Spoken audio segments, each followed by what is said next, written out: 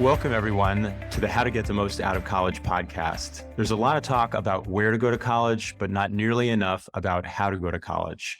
And it's the everyday decisions that drive your success. I'm your host, Elliot Felix. I've been a consultant to more than 100 colleges and universities, helping them improve their student experience. And I'm the author of How to Get the Most Out of College, where I take what I've learned about how college works and make it work for you. Finding the right fit for you, the right size, the right setting, the right focus is such an important way to succeed, because what you do in college, how you go to college matters, but where you go to college impacts how you can go to college. So I'm really excited to have Dr. Nancy Hubbard, who's the Dean of the College of Business at the University of Lynchburg, with us today to talk about finding the right fit. Welcome, Nancy. Thank you so much for having me. Tell us a little bit about yourself and the college. So I am a British transplant. I grew up in the US, spent 20 years in England working and studying, and then returned back to the United States. And since returning back to the United States, I have worked at colleges that change lives, two colleges, Goucher and then here at the University of Lynchburg, teaching in business and now running a college of business at one of them. And it's been a really interesting experience teaching business in that kind of environment, because both of those colleges had really unusual fits. And it really clicked with students. You either loved it or you didn't. And if you didn't go there. But it was just a different environment for teaching business. So more of a liberal arts environment. And we view business as a multidisciplinary offering in a liberal arts school. So we have philosophy, math, logic. Accounting is logic with numbers. We have sociology, psychology, philosophy. All of these get mixed up into a multidisciplinary college of business. And I think in a liberal arts college, you get more of that, which is what was really appealing to me. That's really cool. Learning business in the context of liberal arts and learning those durable mindsets and skill sets, the critical thinking, the communication, the collaboration. That's so great for setting students up for success, not just, their first job, but their fifth. That's really great to hear. One of the things that I like to tell students is you'll be really good in Excel and WordPress and those kind of skills that'll help you get a job. But the liberal arts skills that you get, the critical thinking, all the historical context and everything, is going to get you your job 20 years from now. Because, when I was in college, I learned Fortran. I have never used Fortran in my life because it's a dead computer language, but the critical thinking skills will stay with you forever. Did you also learn Latin? I did not learn Latin. I managed to avoid So that. only one of the two. Yeah. So I would love to hear, what does it look like to find your fit? Can you share a story of a student who, found their way to the college and how they knew it was the right fit for them? One that's really interesting to me, that really resonated with me, was when my fairly quiet son enrolled at the University of Syracuse. And he was enrolling in classes. He got into the intro of psych class. There were 499 students in the class. He enrolled in the class. Ding! The class fills at 500 students. And he looked at me and said, there are 500 students in this class. I've never been in a class that large. And Syracuse is not that big a school. It's not like the University of Illinois. And when I tell that story to students that are looking here, I can promise them that will never happen here, because we don't even have an auditorium that holds 500 people. So the classes here are capped at 30 in the College of Business, even the intro classes. So they develop a much better rapport with professors very early on. That really makes a big difference. So I can tell a parent who's looking at having their child come here or another institution, and we cross-list a lot with James Madison. And I can say, if your child comes into my class and really looks like they're upset or under the weather, or they haven't been there a couple days, I'm going to contact that student and say, is everything okay? You can't do that when you have a class of 500 students. Right. So we try to, that's one of the things we really pride ourselves on. Our professors are all Research One, top tier academics, but for whatever reason have come to teach at a smaller school. And I think a lot of us, that they miss those interactions of being the sage on the stage. And you don't have that here. And it really makes a big difference. And where I see it best is if we have I call them the pick me kid, who's in the front seat. He's like, pick me. I know all the answers. We can push that kid to the point of their maximums. But what we really excel in is getting the quieter kid to develop the confidence and the self-assurance that they can answer the questions just as well as the pick-me kid, but they don't need to show off in front of their peers. They answer when it's appropriate, and they take part in a lot of discussions. That's really great. And I think is a great illustration of like the impact of the scale and the kind of relationships you can build with faculty. What's the flip side? Like what are the pros of going to a place with a 500 person intro class? Like, is it, you get exposure to more things or you have more choices, or what? Network, I Yeah. mean, we have a pretty good network. We've got, Nobel Peace Prize winners and, CTOs at big firms, but I think it's one, we don't have football. We don't have the brand name that a Clemson has, or a Harvard or, big Mhm. older schools. I think in a lot of cases, we don't have the resources that they have. I was down visiting a friend at a very large ACC school, and I looked at their trading room, and it was kitted out. They had 30 Bloomberg terminals. We've got one. We still have one, and the kids still get trained on Bloomberg terminals and get certified, but we only have one. But the flip side of that is we have everything that the big schools have. And instead of having 2,000 kids vying for the 40 spots on the student managed investment fund, we have a smaller pool of students. So pretty much if you're interested in being involved, we'll find you a job on it and you'll still get Bloomberg trained. So I think in that respect, you can be a bigger fish in a slightly smaller pond, but we're a well-stocked pond. We have everything. Right. We have a focus room, which is something that I don't know of another university in the entire state of Virginia that's got a focus room. So our marketing students can practice leading interviewing techniques and practice interviewing for not only on campus in the community and businesses to practice market research. And that's something that's pretty cool because there really isn't anywhere else you can do this in the entire Like a state. behavioral lab kind of Mhm. thing. Yep. That's great. So it is a fully kitted out focus room. So with double window glass and the whole bit, it's great, really great. That's awesome. So part of fit clearly is about scale, and there's trade-offs between, relationships and resources, and people can find their sweet spot. Like, what else should students be thinking about in terms of fit? I would say topic and what do you really want to study? And one of the things I say to students a lot is not what do you want to major in? I'll say, what do you want to do with your life? That's an Learning, easy question. Yeah. right? Right. I mean, I'm over 60 and I still don't know what I'm going to do with my life, but, at least I'm doing something that fits with it. But it's, I keep saying when I grow up, I'll figure out what I want to do, but I'm not growing up too fast. But it's important, I think, for kids to be able to say that they can change, that they can switch majors or topics or just whole areas. And I taught one of the intro classes that when the freshmen came in, 15 out of the 20 kids in the class wanted to be doctors, physicians. And I could tell you after the second quiz, one had a shot at being a physician. The rest just were not going to make it.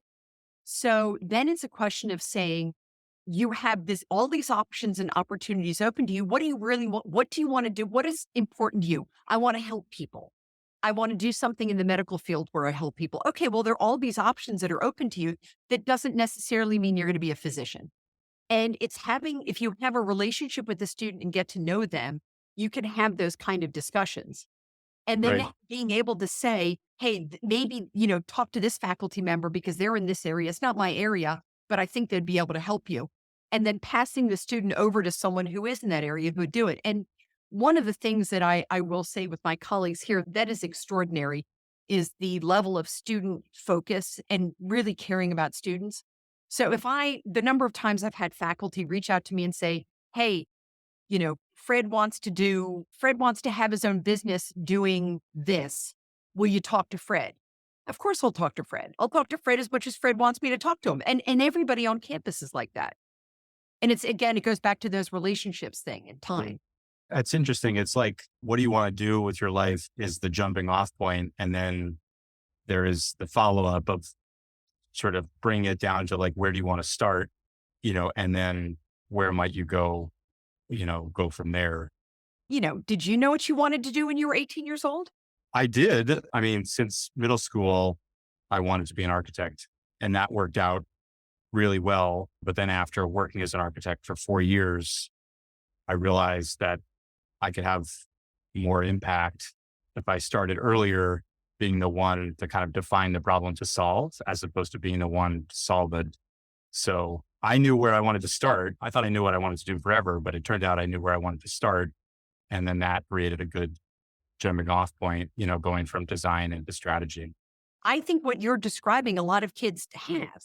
They know they kind of sort of want to do something over here, and they Yeah. hear major and they think that applies to that. And you're like, but you can, many ways to skin a cat here. You could do this, you could do this, you can do this. And I think with a lot of kids just sitting and having kind of a meaning of life discussion.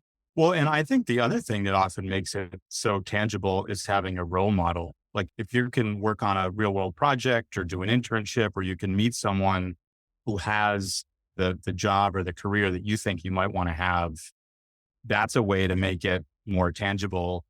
And you don't have this kind of theoretical, like architect, doctor, archetype, but you actually have kind of like a real person who's had real experiences and can tell you what they did in college and how they got from college to career and so forth. We love that. I mean, almost everybody in our College of Business has had job experience outside of academia. So we all have war stories of silly things that we've done and mistakes we've made, and also good things that happened and how one thing led to another. And we give a lot of practical advice along with the book knowledge. And I think that's really, really important. I'm not a big believer in just theoretical writing for the sake of writing. I really like practical experiences. We do a lot of experiential learning, and we have a lot of case studies of businesses in town. So we have a class where we do digital media marketing, and we've had so many businesses ask us to help them. So we're working this spring with a local leading bank, and we're setting up their entire social media platform for the classes. And then the students That's great. see what happens, and they see nobody that works in this department started out with this major because it didn't exist, 5 years ago. Right. So they're seeing how you can make these career paths and transitions, and they're learning that you don't need to know what you really want to do when you're 20 years old. You just need to get the skills that are going to help you in the area where you think you want to go. You may be a relationship person. I had a young man who had a really rough start in life and a really rough start to his freshman year. I mean, just had a horrible experience his freshman year that really messed up his grades. His grades were terrible. But this kid was such a great kid, first in his family to go to college. So I reached out to a local bank and I said, don't look at his grades, give him a chance. And he's been there 3 years and he is lighting it on fire. So, That's but awesome. you need to have those relationships in order to be able to go out and do that. We've talked about scale, relationships, and kind of focus/career. What else, as students are trying to find the right fit, what else should they be thinking about? I would say you learn as much from a failure as you do from a success, especially in things like internships. So a lot of kids will say, well, I did an internship and it was a disaster. I couldn't stand what I was doing. It was horrible. Like, no, that's fantastic because now you don't want to do this. Yeah. Better to And learn you that don't- way than to be actual position. Exactly. Yeah. You don't want, Yeah. and I've had kids that have been halfway through a major and said, I did my internship in this and I didn't like it at all. I'm like, okay, well, how are we going to pivot what you've learned into what you think you want to do now?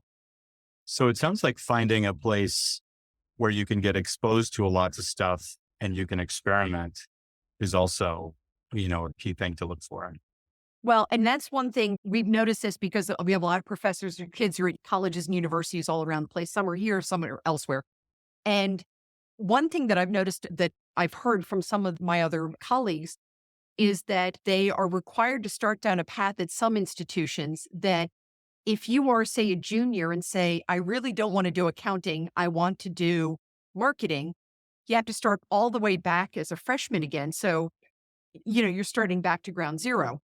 I would have been in college for 20 years if that had been the case with me because I Right. kept switching majors because every time I take a class, I'm like, I love this. And then I take another class, I'm like, I love this too. And so soon, I would have been jumping all over the place.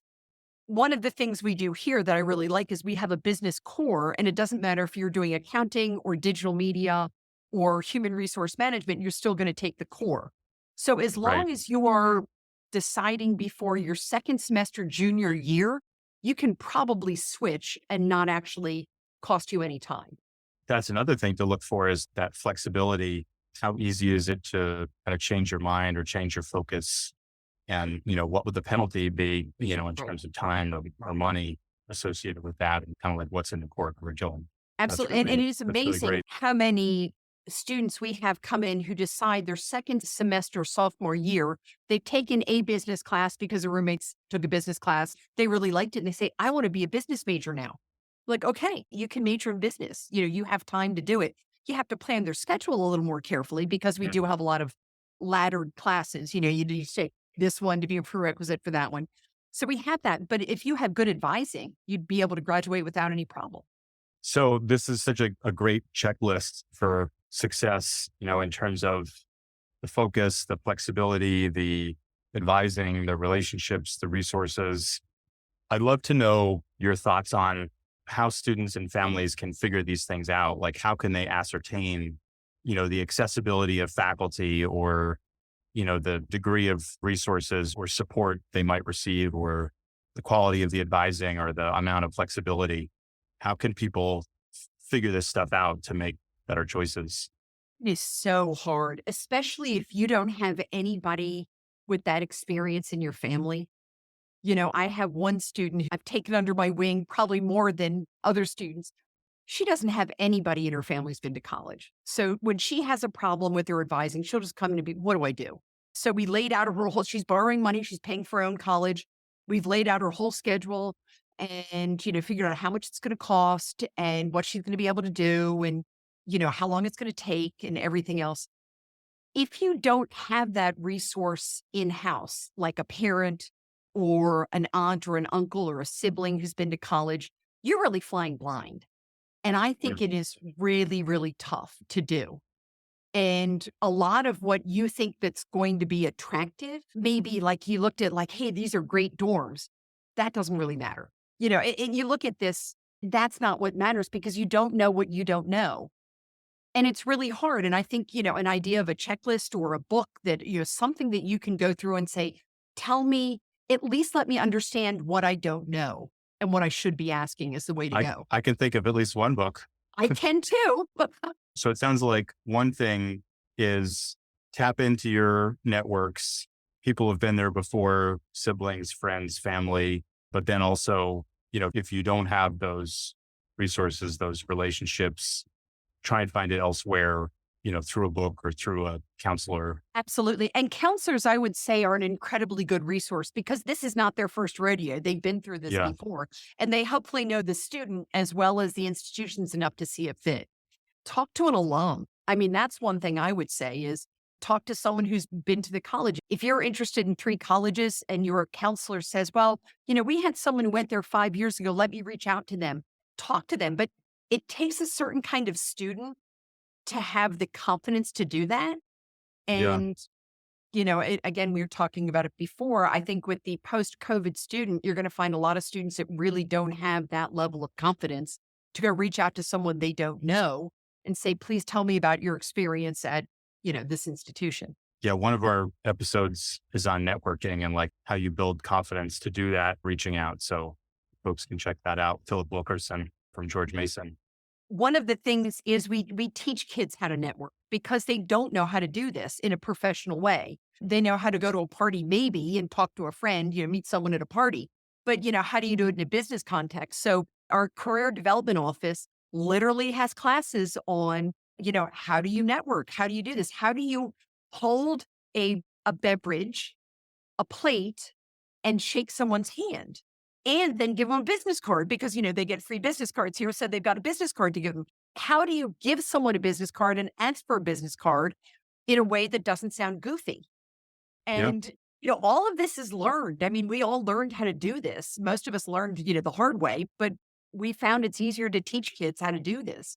But the problem is getting a 17-year-old who has no experience of this, how to do that. Sounds like another thing to look for. Look for a place that's going to help you think about and build the network and help you make some of these kind of class career connections more explicit. Absolutely. And one thing I'll tell you that I have found here that's been really great is, every once in a while we'll get this student who comes in, you're like, holy smokes, you are really exceptional. And one of the things that's been really nice is we had a young man come in, valedictorian, phenomenally smart kid. So he's in our honors college. But I reached out to one of our board members who was a very senior Microsoft employee and said, do you mind mentoring this kid? He's interested in doing business and computer science. Will you mentor him? He said, sure, happy to. And making that kind of connection, getting someone, this young man, his parents went to college, but it was just pushing him a little further in a way that's not what we do for every kid, because not every kid wants it, needs it. It's ready. Yeah. Benefit from it. But it's creating other touch points at the university, for students to get the most out of it. I really appreciate all the insights today about kind of like what to look for, both to find fit and I think out of that fit, value and impact. So Nancy, Dean Hubbard, this is really great. I really appreciate your time and suggestions today. It's a pleasure. Thank you. I really enjoyed it. It's an area I care really a lot about, is getting kids to the right college for them. That's awesome. Thanks everyone for listening. Remember to subscribe, rate, and review us wherever you get your podcasts. And check out elliottfelix.com for all the episodes and the articles I've written, talks I've given, and more information about the book.